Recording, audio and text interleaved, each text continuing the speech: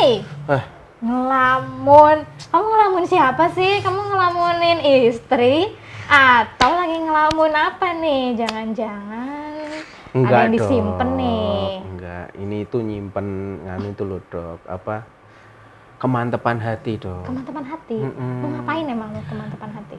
Gini loh dok, saya itu mau dijadwalkan operasi gigi Serius? miring. Kapan? Ya saya yang belum berani. Oh baik. Karena gimana ya, masih maju mundur dok, takut suntik saya itu. Takut suntik. Bener. Padahal biasa nyuntik nih jadi. Makanya saya badan sebesar ini tuh takut jarum suntik dok. Soalnya takutnya itu nanti kalau dibius, ya kalau saya masih sadar kalau kenapa-kenapa. Oke. Dokter ada kan enggak dok, referensi dok yang bikin saya nggak takut dok. Soalnya kalau operasi nggak dibius kan juga primitif kan dok. Gitu dok. Oke, apa gara-gara terlalu overthinking nih kemarin abis diomongin tetangga gitu kan, di operasi gitu. Kayaknya sih iya dok. Soalnya bukan tetangga sih dok, temen dok. Habis operasi macam-macam lah. Ada yang kebas, ada yang keringgingan, kesemutan gitu dok. Oke. Gimana nih dok? Tapi kan kita kan Pusing beda-beda. saya, Tapi kan beda-beda mas kasusnya. Iya, Mungkin tapi penyakitnya tetap apa kan? Tetap takut takut saya. ya kalau udah denger bius ya. Oke. Kayaknya kita bisa deh konsul atau mungkin panggil dokter anestesi aja nih. Masa sih dok? Saya nggak percaya dok. Langsung sama dokter anestesi yang biasa bius memang. Expert Malah di takut. bius. Nanti mukanya nyeremin dok dokternya. Enggak, ganteng banget dokter Masa? ini. Sama saya dok. Kok agak berat yang kayaknya dengan berat hati saya harus Gimana bilang kalau kalau dokter aja ganteng. yang anestesi saya dok? Kayaknya lebih gantengan dokter anestesinya deh. Aduh, mohon maaf nih ya, mohon maaf nih ya. Tapi dokternya enak banget tuh. Komunikatif banget gitu ya. Jadi kalau kita misalkan curhat atau sharing-sharing tuh wah, welcome banget beliaunya. Gitu. Oke, ya udah duduk ya, boleh duduk. langsung ya. Oke, Langsung tak duduk. panggilin aja. Kebetulan memang udah tak panggilin buat ngopi-ngopi ntar nih. Oh di depan nih. Iya, udah di depan. Ya udah saya tak siap-siap dulu di sini dok. Siap. Oke. Oke. Siap, Yuk, dok. oke. Yuk dok. Udah lah ya. Mabuk gue.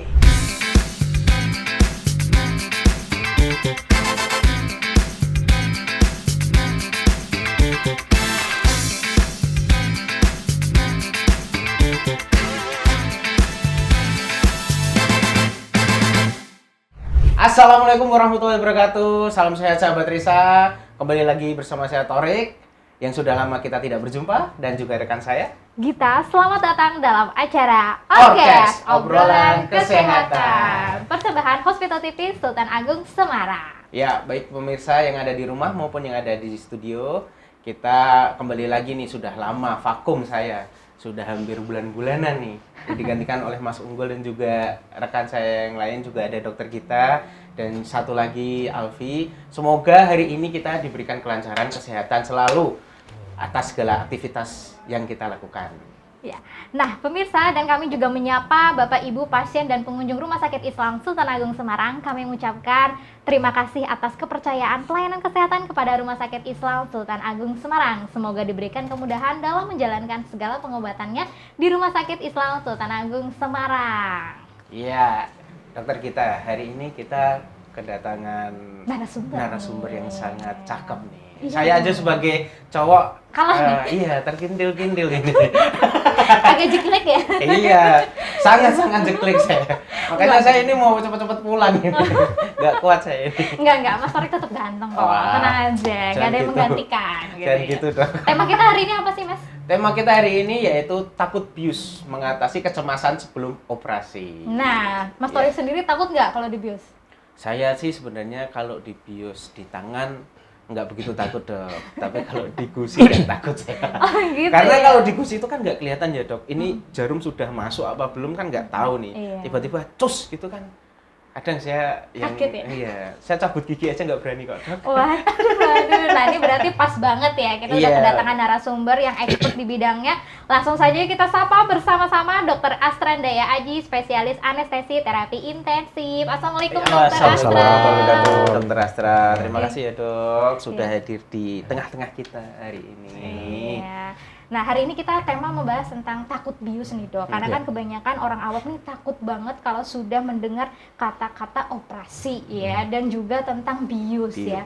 Ya, tentunya orang awam nih harus diberi pengertian juga gitu ya, Dok. Ya, dikenalkan juga ruang operasi itu tidak semenakutkan itu. Nah, tentunya nanti Dokter Astra nih yang menjelaskan. Betul, Untuk pertanyaan pertama nih, Dok, kenapa sih orang rata-rata tuh pada cemas sama takut sama menjalani anestesi atau mungkin pembiusan ini, Dok? Ya, oke. Jadi kalau takut itu wajar ya sebetulnya ya. Jadi semua orang, apalagi orang yang non medis gitu, pasti kalau mau operasi itu ya takut. Pertama kenapa? Karena tidak tahu, ya ketidaktahuan. Nanti kalau dioperasi itu gimana sih? Apa sih yang dirasakan? Setelah operasi gimana nanti? Gitu ya. Nah, yang kedua karena dari kondisi penyakitnya sendiri, si pasien ini sudah cemas akan kondisi penyakit yang dideritanya. Ya. Jadi yang pertama tadi karena tidak tahu, yang kedua karena memang kondisi penyakitnya. Seperti itu.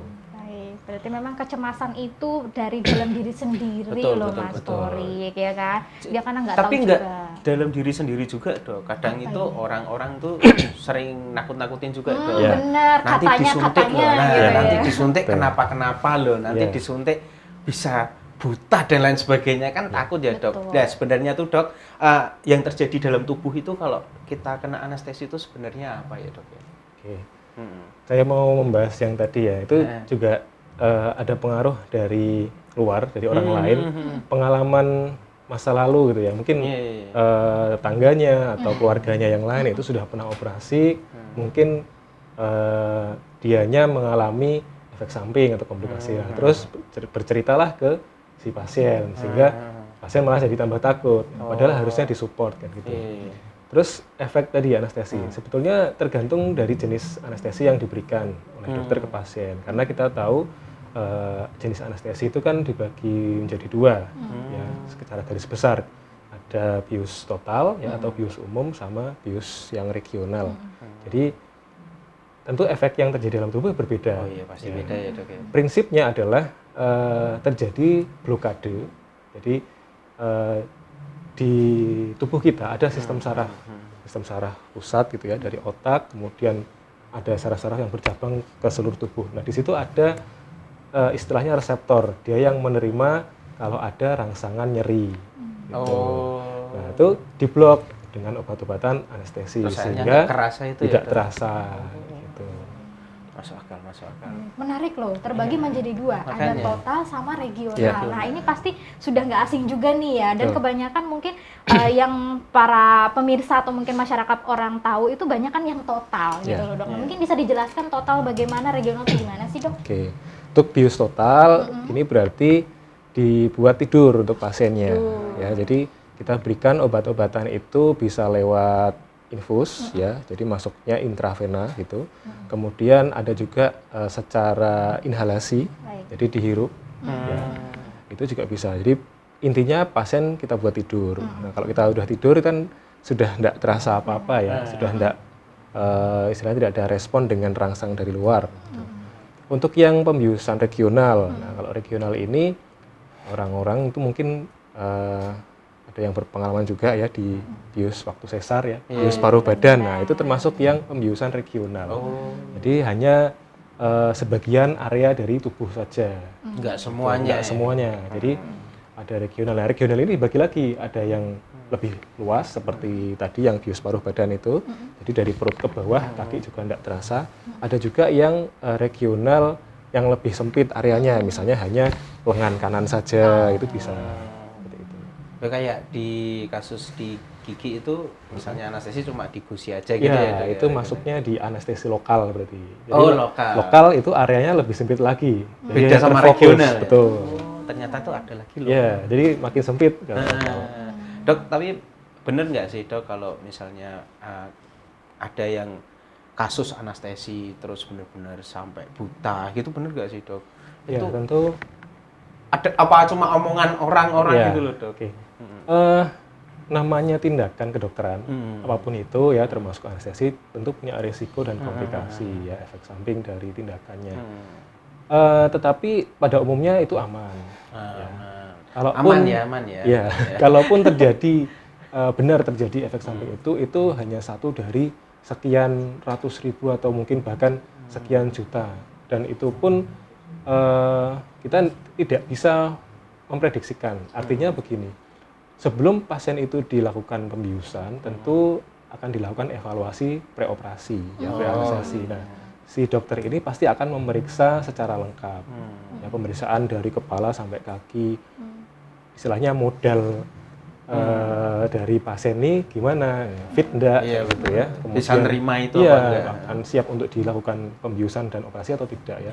Diperiksa laboratnya, diperiksa mungkin ronsen ya, CT scan dan sebagainya. Sehingga nantinya waktu mau dibius, dokter sudah siap. Oh ini siap, kondisi pasien baik. Gitu. Oh ini pasiennya ada komorbid, ada penyakit penyerta. Saya harus sesuaikan gitu.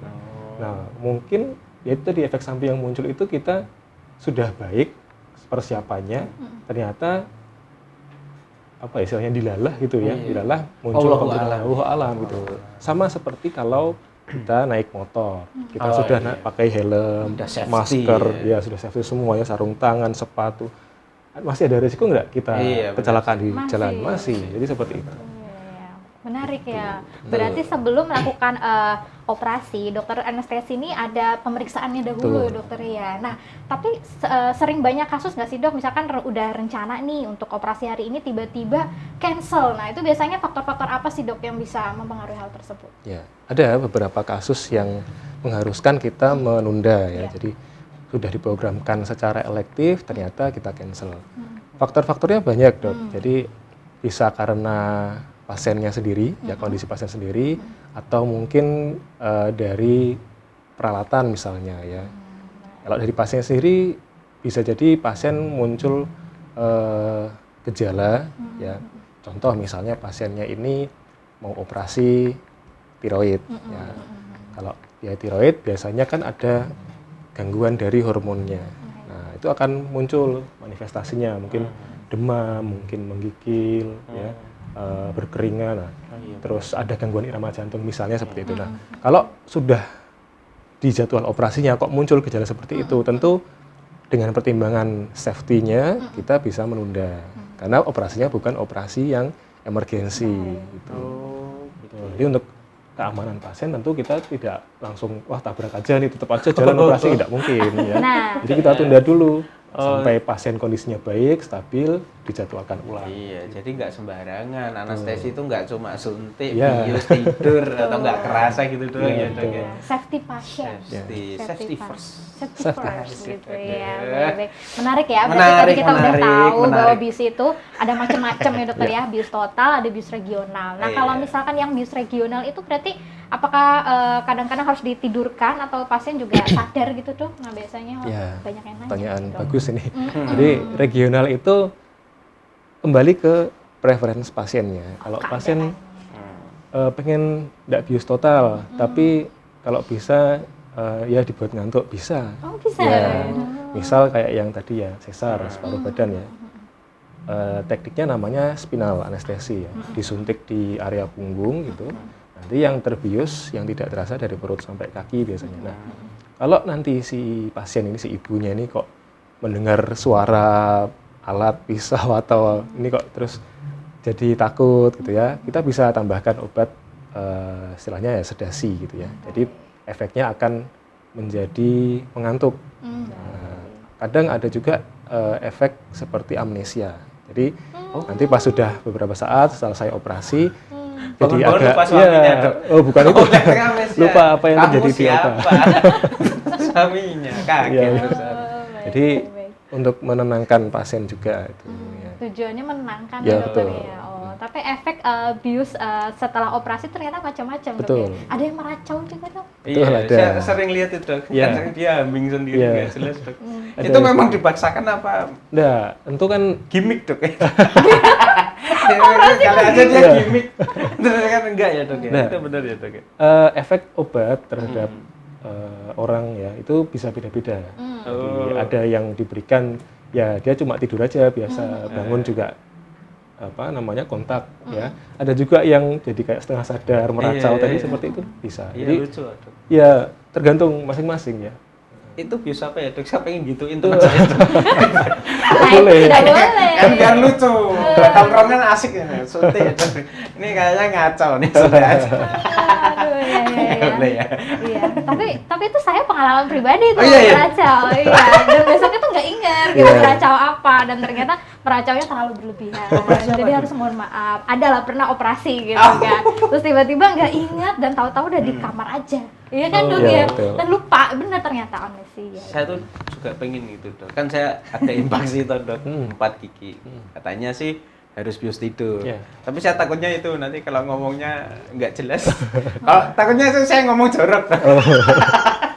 Ya itu memang nggak bisa dikontrol. Nggak bisa kan, Dok? Tapi kan juga bukan apa ya, itu kan sudah dalam kondisi Iya, nggak sadar gitu ya. Ya ini otak kadang Iya. nggak bisa dikontrol. Tapi efek itu biasanya berlangsung lama nggak sih Dok? Atau mungkin bisa langsung spontan lah, langsung dihilangkan ini lagi. Ya, kembali seperti tadi Kangen lagi. kembali ke Itu kalau masing-masing ditahan pasien. di apa buka matanya nggak bisa ya Dok ya? Ditahan bagaimana? Maksudnya sudah di anestesi nih, kan tidur. Ya. Tapi saya nahan nih, nggak mau tidur itu nggak bisa ya Dok? Nggak bisa, pasti langsung Masa sih, Dok? udah Tapi kalah ada pasti. kasus kayak gitu nggak Dok? Yang Enggak ditahan ya, tuh? sama Tetap sekali tidur enggak. ya? Tetap tidur. Kalau dosis yang diberikan sudah sesuai, Iya. pasti sudah langsung tertidur pasien itu. Hmm. Mau dilawan kayak gimana pun, saya kuat. Iya, Tetap langsung udah tidur aja gitu ya.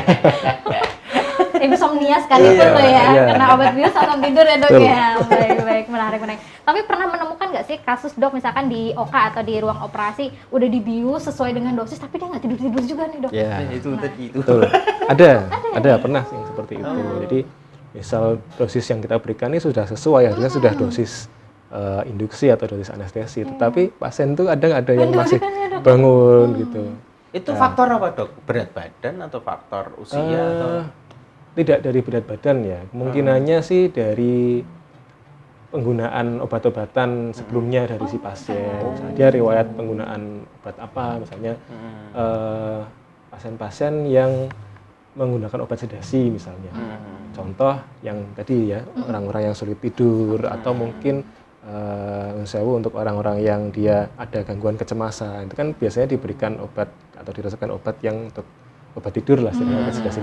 Kalau sudah sering konsumsi obat tersebut, tentu penerimaan dari obat-obat anestesi akan berbeda, interaksinya juga akan berbeda. Sehingga ya tadi contohnya dengan dosis yang biasa, yang normal, belum tidur, jadi perlu ditambah seperti itu. Tapi nggak masalah ya Dok kalau? Nggak masalah. Nggak masalah ya.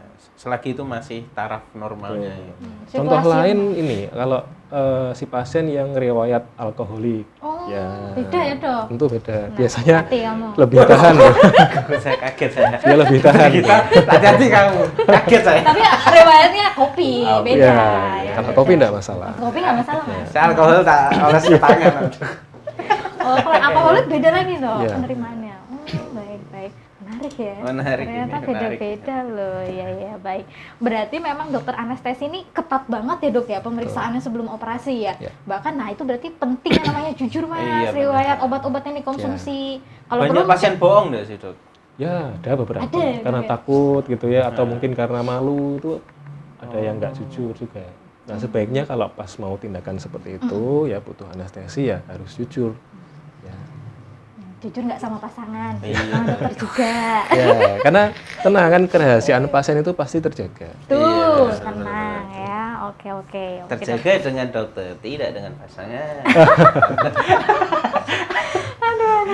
Nah, sekarang kalau misalkan udah dibius nih Dok, udah selesai operasinya, tapi ada nggak sih Dok resiko yang memang dia ternyata kok susah dibangunkan gitu loh Dok malah Ya. kan? Ada.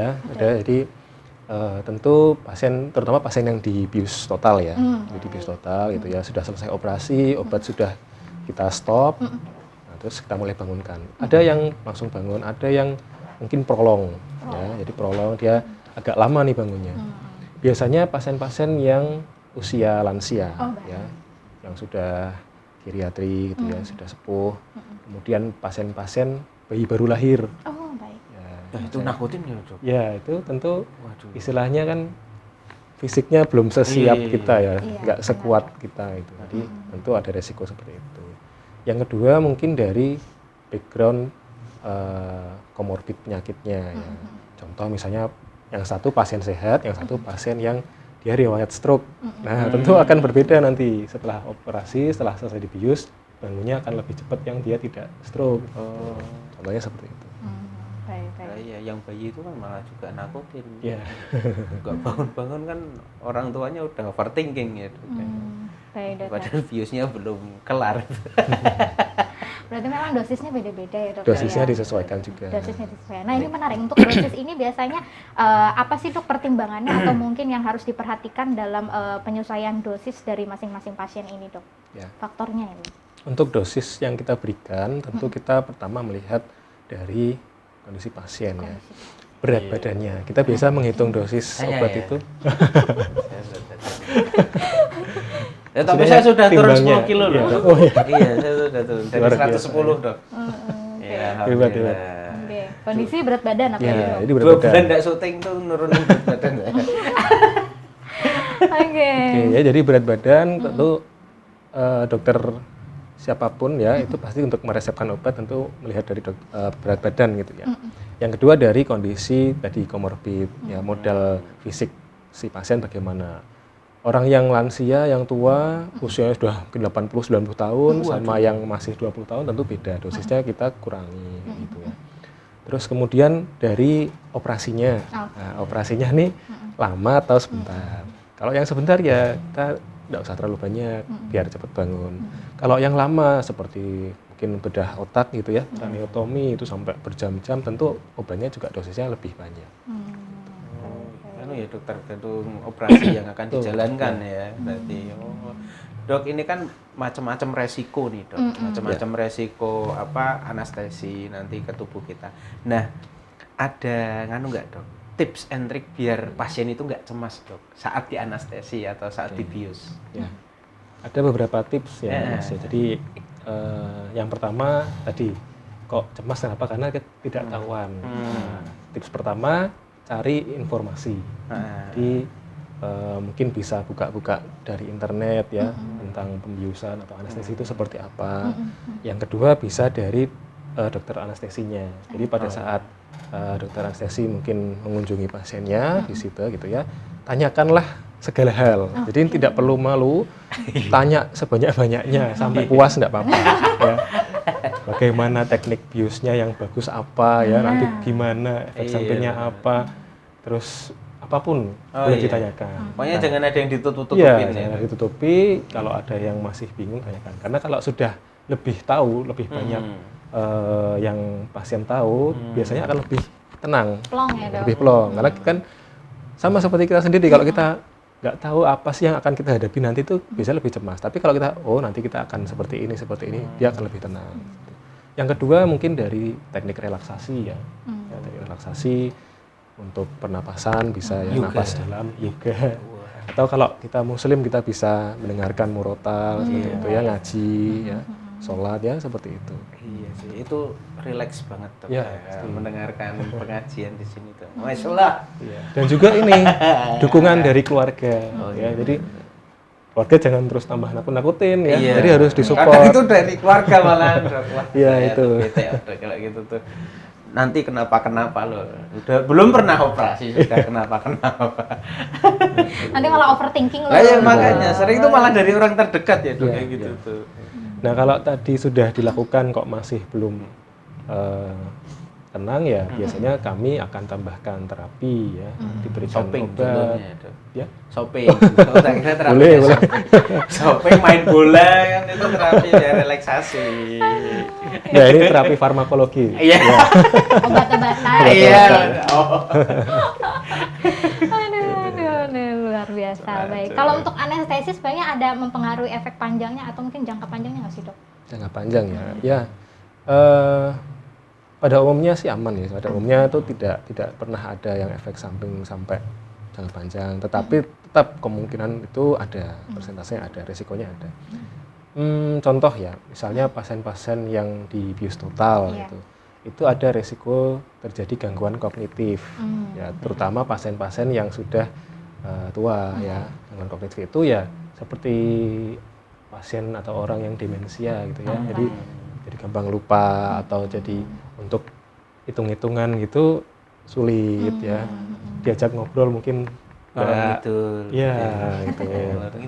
Gitu. Atau bisa juga untuk yang pembiusan regional ya. Itu risikonya kan bisa kena ke saraf ya, saraf tepinya ya.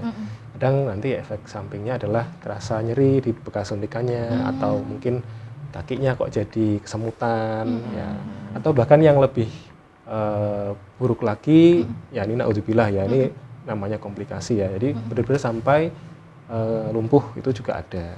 Tetapi itu jarang sekali ya. 1 banding sekian ratus ribu atau mungkin jutaan lah ya. Jarang sekali. Dok, kalau misalnya anestesi ini saya pernah ada teman yang habis operasi gigi. Terus habis di anestesi atau habis operasi saya nggak tahu ya dok ya. Ini mau saya tanyakan sama dokter Astra. Itu sempat kebas dok. Tapi Bagian mananya? Bagian pipi antara kanan atau kiri yang habis dioperasi saya lupa. Itu sempat kebas dan itu nggak sembuh lama. Itu karena kasus operasinya atau anestesinya dok. Kalau itu tuh gimana ya dok? Oke, ya. Ini kasus cabut gigi ya. Iya. Cabut gigi itu biasanya biusnya antara bius lokal atau bius total. Nah, kalau kebasnya itu artinya berarti ada gangguan atau cedera di saraf. Nah, kalau dari biusnya ya kita lihat bius lokal. Nah, bius lokal berarti langsung disuntik di gusi. Gitu ya. Adakah resiko? Ada. Mungkin dari waktu si dokter ini nyuntik itu bisa. Kalau dari bius total, insya Allah tidak. Karena bius total obatnya masuk infus ya, secara sistemik, tidak langsung ke sini. Ya walaupun mungkin ada resiko, tetapi mungkin lebih kecil daripada yang anestesi lokal tadi. Yang ketiga kemungkinannya mungkin dari manuver atau manipulasi dari dokter bedah mulutnya ya, waktu operasi ya. Ya tentu kita nggak bisa. Iya, faktornya macam-macam. Ya. Tentu itu salah satu risiko yang terjadi dengan tindakan operasi ataupun pembiusan. Oke. Jelas ini. Ya, jelas banget dok. Berarti penting ini banget ya dok, kolaborasi antara operator, PJP, operasi dan anestesi harus gini ya. Iya. Pasti bestina nih. Iya, pasti besti kemana-mana bareng. Nggak ada anestesi nggak bisa operasi ya dok? Iya. Oke dok, ini pertanyaan terakhir dok. Kalau misalnya anestesi itu masuk kan, anestesi atau bius masuk, itu biasanya ke pasien tuh ada yang kena alergi nggak dok? Ya, kadang ada yang seperti itu ya. Jadi namanya alergi kan kita nggak tahu ya. Sebelumnya nggak pernah terpapar, waktu terpapar ternyata muncul reaksi. Berarti ada ya? Ada yang seperti itu. Terus biasanya ke tubuhnya tuh reaksinya apa dok? Ya. Kalau muncul gejalanya itu bisa macam-macam mas. Jadi untuk reaksi alergi itu gejalanya ada spektrumnya. Jadi ada yang paling ringan sampai yang paling berat. Yang paling ringan mungkin cuma muncul dari kulitnya ya, jadi keruam, kemerahan, atau bentol-bentol, gatal seperti itu. Atau bahkan yang sampai lebih berat lagi itu bisa ke sistem pernapasan ya. Jadi sesak ya. Kemudian dari sistem kardiovaskuler atau jantung dan pembuluh darahnya. Nah, ini tensinya langsung ambles. Nah, bisa seperti itu. Itu kan ya, Dok. Alergi itu kayak gitu ya. Efeknya lumayan bisa ya, Dok ya. Bisa ringan sampai berat. Iya, lumayan berarti. Kalau muntah-muntah itu, Dok, sampai muntah-muntah diare itu. Bisa salah satu gejala dari alergi itu. Iya, kadang saya lihat kameramennya muntah-muntah. Ini kameramennya ini bikin muntah tuh gini. Enggak di anestesi aja pengen muntah. Oke, berarti selama durasi operasi juga deg-degan juga ya dok ya dokternya ya, karena kan keadaan sesuatu tidak bisa terprediksi ya. Enggak cuma pasien nih, dokternya juga. Iya, berarti monitoring ketat sekali ya dokter ya kalau ketat operasi sekali. ya. Makanya di anestesi ada istilahnya waspada dasa netra. Apa itu dok? Waspada, berarti kita harus selalu siaga kan. Oh iya. Dasa itu diambil dari bahasa Jawa atau bahasa Sanskerta, dasa 10. 10. Netra, mata. Jadi ibaratkan kita punya 10 mata ya? Waduh, yang memonitor segala hal di pasien seperti itu. Itu kan ya, Dok. Salah satunya kayak gitu ya. Iya. 10 mata nih. Mata kemana-mana. Iya. Tapi bukan jadi mata-mata maksudnya. Iya. Luar biasa, nggak cuma gercep tapi memang harus waspada. Iya benar. Ya, luar biasa. Nah terakhir dokter, pesan-pesan kepada sahabat Risa terkait tema kita hari ini apa sih dok? Terutama untuk memotivasi nih sahabat Risa biar tidak takut bius dan cemas operasi. Silakan dokter Astra. Jadi untuk para sahabat Risa, Ya. untuk mengurangi kecemasan sebelum pembiusan ataupun operasi, tentu yang pertama adalah mencari informasi sebanyak-banyaknya tentang pembiusan itu sendiri bagaimana. Sehingga apabila teman-teman sudah lebih paham, lebih mengetahui apa itu pembiusan, insya Allah akan lebih tenang. Yang kedua, mintalah dukungan, support dari keluarga terdekat untuk lebih mempersiapkan mental dalam menjalani pembiusan dan operasi. Ini itu. Terima Wah. kasih. Mantap. Ya. Sangat menarik dok. Iya, mau ditarik-tarik. Sangat Apa menarik sih itu mau kan. ditarik-tarik ya. Baik, luar biasa penjelasan dari dokter Astra ini memang memotivasi kita sekali ya untuk tidak cemas dengan operasi apalagi pembiusan. Tentunya memang kita karena sekarang dunia udah digitalisasi ya dokter ya, informasi dengan mudah bisa kita dapatkan dari internet. Tidak apa-apa untuk kita searching dulu ya dokter ya. Nah, tapi ketika kita sudah berhadapan dengan dokternya, terutama dokter anestesi sebelum operasi, tanyakanlah sebanyak-banyaknya Betul. gitu ya. Diajak curhat juga nggak apa-apa ya dok. Betul, boleh. Boleh gitu ya, dan memang harus butuh keterbukaan. Jadi kita harus terbuka dengan dokter agar nanti informasinya yang didapatkan oleh dokter ini lengkap. Bahkan kita sampai tahu riwayat alerginya apa, pengobatannya apa, sehingga bisa dilakukan operasi dengan aman dan nyaman gitu. Mantap. Itu ringkasannya. Iya. Saya nggak bisa ngeringkas kayak gitu. Tentunya kita ucapkan terima kasih Terima dong, kasih ya, Mas Dokter Toli. Astra. Terima kasih Sama-sama. dokter Terima Astra. kasih. Terima Luar kasih biasa. pada sini dulu. Ya, terima kasih kepada pemirsa atau sahabat Risa yang ada di rumah maupun yang ada di studio. Jangan lupa untuk tonton terus Orkes, obrolan kesehatan. di Hospital TV Rumah Sakit Islam Sultan Agung dan juga di YouTube channel kita. Iya. Jangan lupa subscribe ya. Jangan lupa di like ya. Oke, terima kasih Dokter Astra. Oke, Sekian sama-sama. ya Dok ya. Nanti kalau ada kita mau tanya-tanya lagi kita di off cam. Ya Dok ya. Ya. Terima kasih semua sahabat Risa. Saya Torik. Saya Gita bersama kru yang bertugas hari ini mohon undur diri. Sampai jumpa minggu depan. Wassalamualaikum warahmatullahi wabarakatuh. Dadah.